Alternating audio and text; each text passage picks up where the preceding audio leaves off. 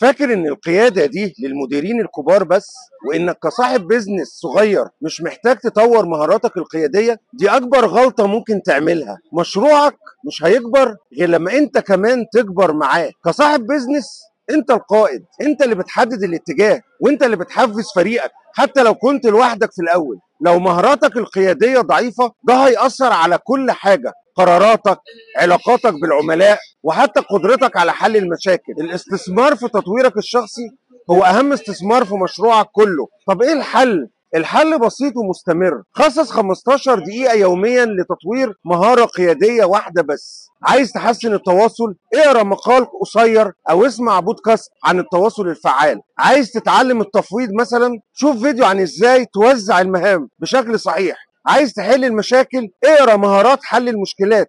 المهم هي الاستمرارية. ال 15 دقيقة دول كل يوم هيخلوك قائد افضل بكتير على المدى الطويل، وهتلاقي تأثيرهم على مشروعك وعلى حياتك كلها. نموك الشخصي هو وقود نجاح مشروعك. كل ما انت بتتطور مشروعك بيتطور معاك. ابدأ من النهاردة، خليك قائد مش بس مدير. مستقبل مشروعك في ايديك.